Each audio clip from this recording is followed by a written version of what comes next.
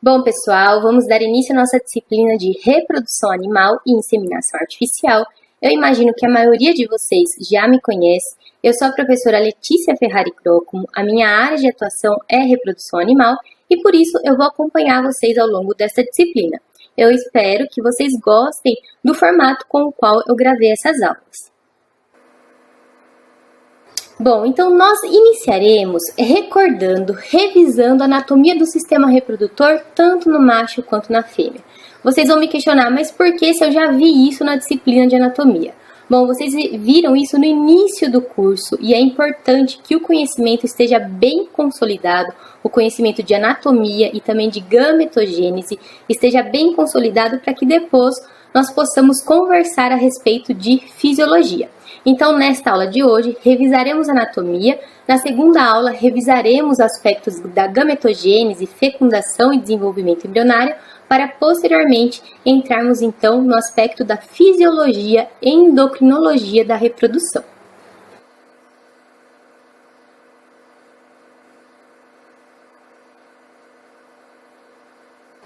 Bom, basicamente, o sistema reprodutor tanto do macho quanto da fêmea, ele é constituído pelos órgãos sexuais primários que correspondem às gônadas, ou seja, as glândulas sexuais, que na fêmea nós temos o ovário, no macho nós temos os testículos.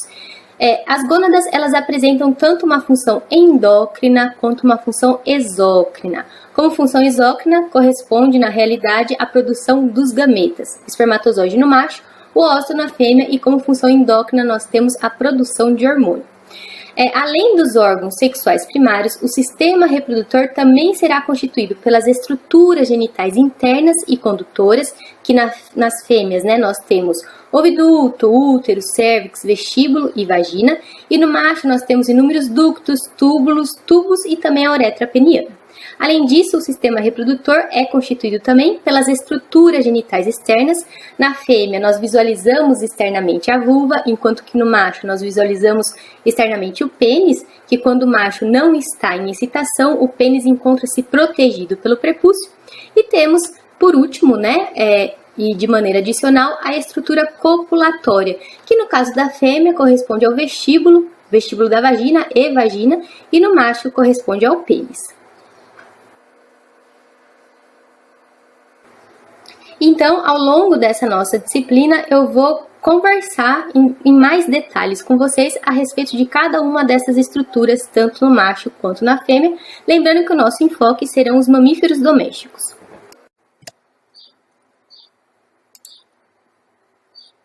Tá, mas quais são então as funções do sistema reprodutor? Bom, de maneira geral, o sistema reprodutor está implicado na produção, maturação e expulsão dos gametas, espermatozoide no macho, oócito ou também designado como ovócito na fêmea. Lembrando que o óvulo, na realidade, corresponde a um estágio transitório do oócito após a sua fecundação. Além disso, o sistema reprodutor também é responsável, está implicado na produção dos hormônios sexuais. Nós temos estrógeno e progesterona, em especial nas fêmeas, e testosterona, em especial nos machos. Então, tratam-se de hormônios esteroides que são produzidos a partir do colesterol. Na fêmea, o estrógeno está implicado na determinação de todas as características femininas, assim como no processo de ovulação, enquanto que a progesterona está implicada em especial na manutenção da gestação. E ambos esses hormônios determinam a ocorrência do ciclo estral. Já no macho, a testosterona ela é produzida pela célula de Leydig. Uma parte dessa testosterona é lançada na corrente sanguínea para determinar as características masculinas e libido, e a outra parte da testosterona penetra no interior dos túbulos seminíferos, indo estimular a espermatogênese, ou seja, a produção dos espermatozoides. Além disso, o sistema reprodutor ele está implicado no processo da cópula, fecundação e geração da vida. Então, o espermatozoide vai se encontrar na região da ampola do oviduto na fêmea para que haja fecundação, e havendo a fecundação teremos a produção do embrião que posteriormente se implanta no útero da fêmea. Então, a fêmea apresenta o útero, que é um órgão distendível com a capacidade de suportar a gestação, garantindo assim a geração de um novo indivíduo. E além disso, o sistema reprodutor, em sua porção terminal, está associado ao sistema urinário. Então, nós veremos mais adiante que na região de transição do vestíbulo da vagina com a vagina na fêmea, ocorre a abertura do ósseo uretral externo, enquanto que no macho, na região da glande do pênis, nós teremos também a abertura da uretra, e no interior do pênis ocorre a uretra peniana, que serve para a condução tanto do sêmen quanto da urina.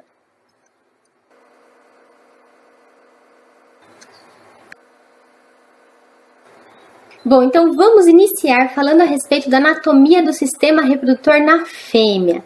Lembrando que o nosso enfoque serão os principais mamíferos domésticos destinados à produção em especial.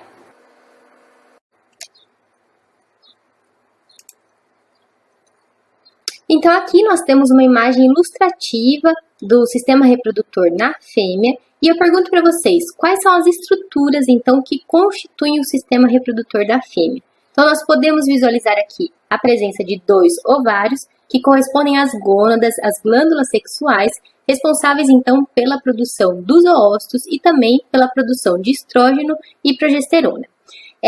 Conectando os ovários ao útero, nós temos o oviduto. Então, o oviduto corresponde a um conduto que tem como função conduzir o ócito e espermatozoide em direções opostas para permitir o encontro desses gametas na região da ampola do oviduto.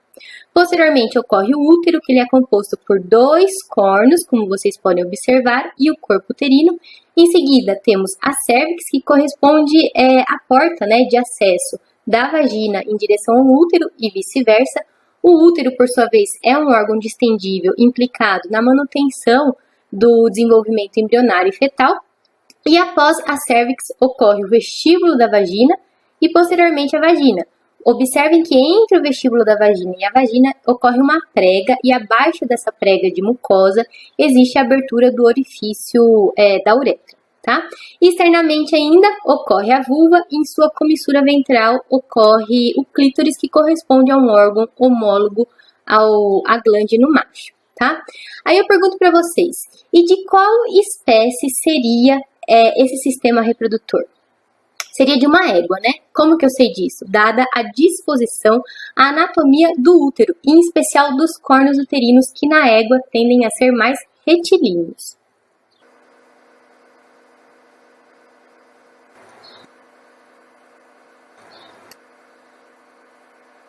Já aqui, essa imagem ilustrativa tem por finalidade demonstrar para vocês como que se dá a disposição do sistema reprodutor feminino em relação ao sistema digestivo. Então, notem que o sistema reprodutor feminino ele ocorre abaixo do reto. Essa disposição ela é importante porque ela permite o acesso às estruturas que compõem o sistema reprodutor feminino por meio de palpação retal naquelas espécies cujo calibre, cujo diâmetro do reto possibilitem esse acesso, que é o caso da égua e da vaca. Então, nessas espécies, a inseminação artificial, assim como o diagnóstico, são mais facilitados pelo fato do diâmetro do reto possibilitar a palpação retal.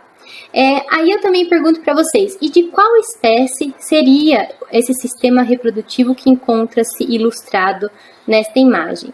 Então seria de uma vaca, né? Por que eu sei isso? Porque os cornos uterinos na vaca encontram-se mais pendulados em direção crânio-ventral e seus cornos eles são mais enrolados, digamos assim, do que na égua, cujos cornos são retilíneos.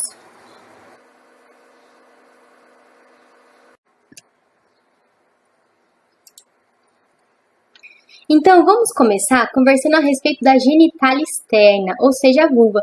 Internamente, a vulva é constituída por gordura, tecido conjuntivo elástico e músculo liso. Externamente, ela é recoberta por pele, que pode ser pigmentada ou não.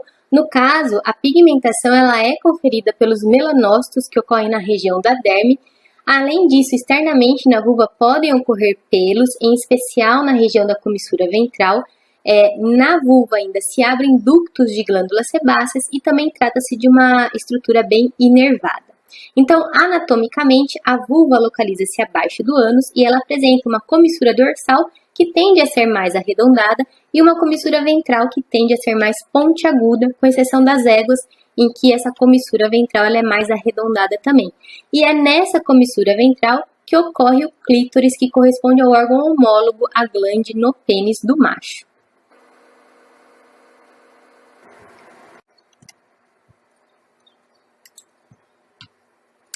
Tá, mas qual que é a importância de se conhecer a anatomia normal da vulva nas diferentes espécies de mamíferos domésticos? Isso é importante tanto para a gente conseguir diferenciar, reconhecer condições patológicas, como também na vaca, por exemplo, no caso do girolando, corresponde a um dos aspectos que possibilita diferenciar o grau de sangue.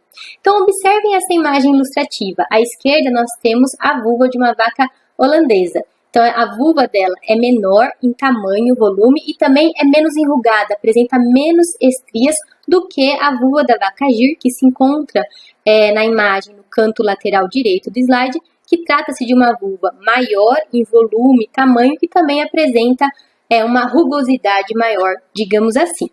Então, no caso, por exemplo, de uma girolando meio sangue, que apresenta 50% do sangue holandês e 50% do sangue da gir, ela tende a apresentar uma vulva com características mais próximas à vulva da gir.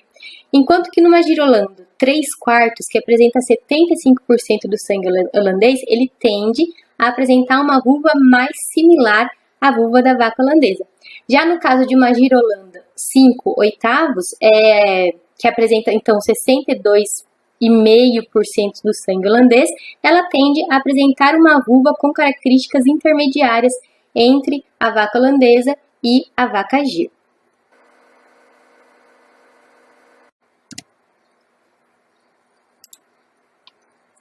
Agora, como condição patológica, vocês muito provavelmente já ouviram falar da vaca Free-Martin, ou seja, da condição do Free-Martinismo, que também é conhecida popularmente como novilha maninha.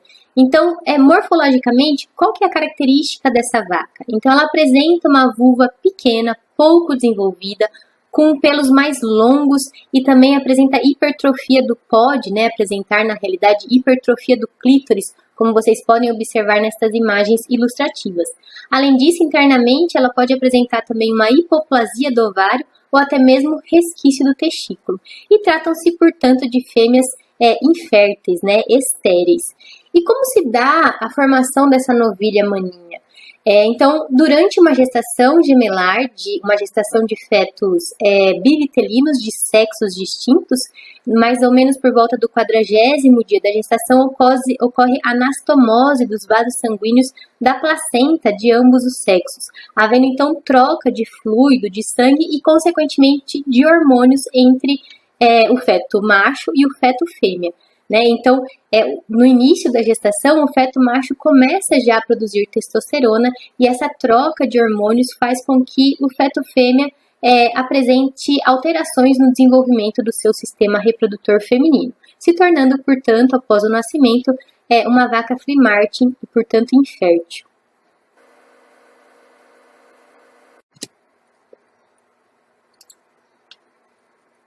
Na égua, o aspecto anatômico da vulva também é muito importante, estando diretamente relacionado à infertilidade. Porque o normal na égua é que a vulva se disponha de maneira mais vertical.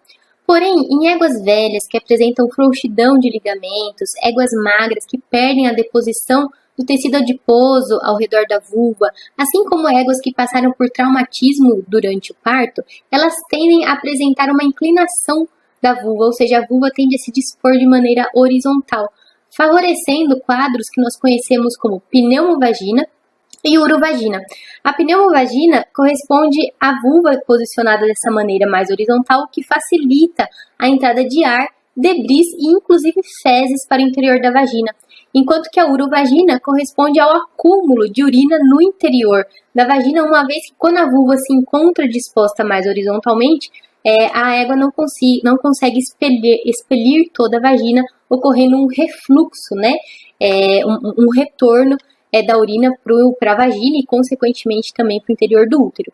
Essas condições predispõem quadros de endometrite, de infecção uterina, estando, portanto, diretamente relacionada a quadros de infertilidade nessa espécie. Por isso que essas fêmeas, nessas condições, muitas vezes são submetidas à vulvoplastia, que corresponde a uma correção cirúrgica para reposicionar a vulva.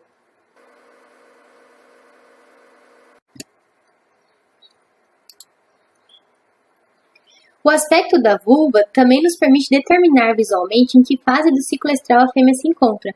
Então aqui nós temos a imagem da vulva de uma ovelha à esquerda.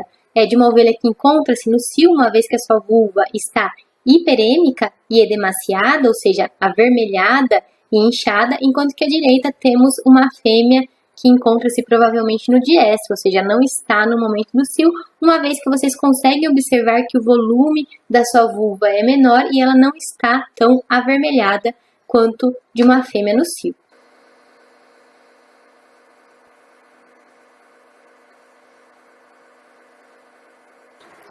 O aspecto da vulva também nos permite predizer o momento próximo ao parto. Então aqui nós temos uma imagem ilustrativa da vulva de uma cabra, à esquerda de uma cabra que não encontra-se próximo ao parto, e à direita uma cabra que muito provavelmente está próxima ao parto, onde vocês conseguem observar que a vulva encontra-se edemaciada, ou seja, mais inchada.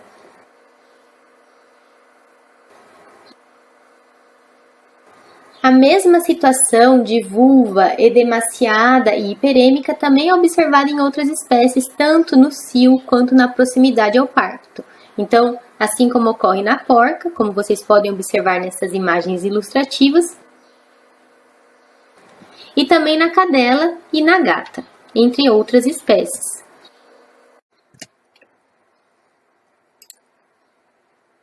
Na comissura ventral, então, da vulva, ocorre o clítoris, que corresponde a um tecido erétil homólogo à glande, na realidade, do pênis.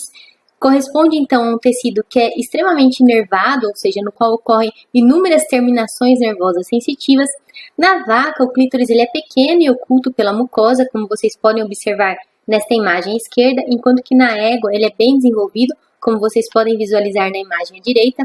Na porca, ele é longo e sinuoso, enquanto que na cadela e na gata, no interior do clítoris, ocorre uma proeminência de fibrocartilagem, designada como osso do clítoris. Por se tratar de uma estrutura sensitiva, recomenda-se a massagem na região da comissura ventral da vulva após a inseminação artificial, o que estimula a contratilidade do sistema reprodutor feminino, favorecendo o deslocamento do espermatozoide em direção à ampola do oviduto para que ocorra a fecundação.